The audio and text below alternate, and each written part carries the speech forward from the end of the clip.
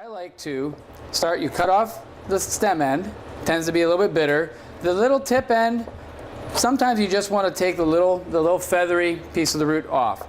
Now, instead of taking all your time to try and cut it evenly down, how long do you want your carrot sticks? Cut it into that length first. From there, it turns out to be much more manageable to cut it right through on both sides. Lay the flat end down, and then you can cut it into your sticks the size that you would like. If you would like to do a dice on it, you then take it, cut it into the sticks, then from there, turn it and cut right on down for a nice cube. Now, when you have a much thinner carrot like this, same thing, cut the end off. The greens obviously come off this end. From here, you can also just cut it into nice little rounds, depending on how large you would like your piece. I'm just going to cut this one in half to show you. Inside, you see where the stem enters. This is your seed pod, and then what holds the seed pod in place is what's called the ribs. Now, we like to eat the flesh, which is around the outside. A couple tricks on how to get that out.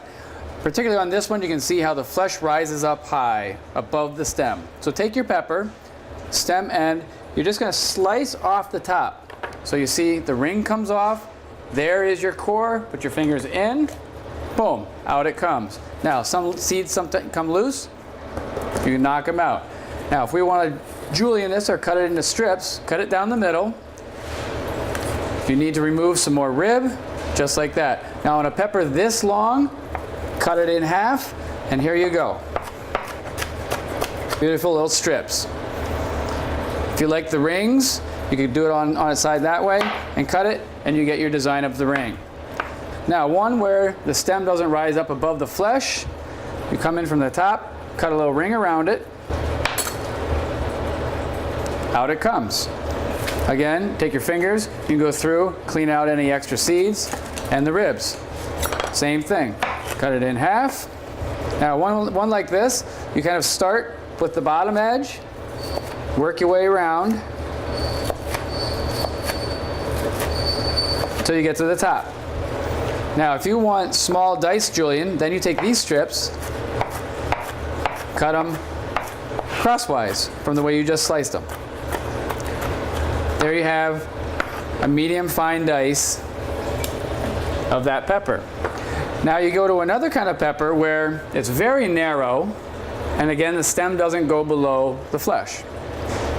Slice the very top off, and there you see it right there.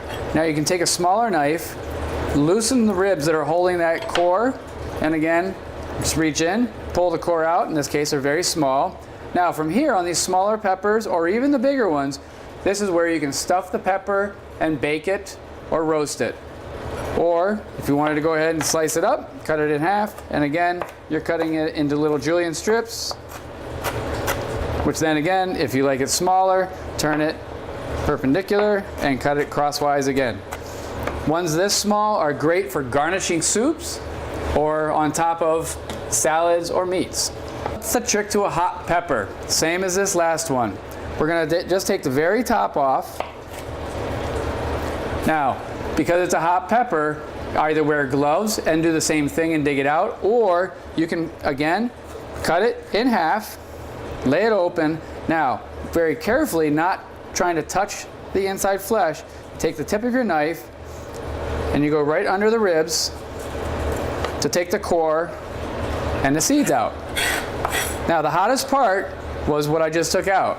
So if you also want to keep your fingers a little bit cleaner from it, put the open flesh side down and the skin side up, and from there you can start cutting to minimize the hot on your fingers. The best way to do this is to start by holding the apple on its flower end. Slice directly down one side, coming as close to the core as possible without actually getting to any of the core.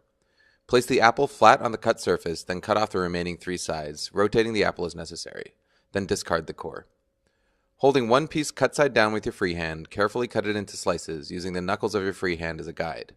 Repeat this with all of the apple pieces and cook immediately to avoid discoloration.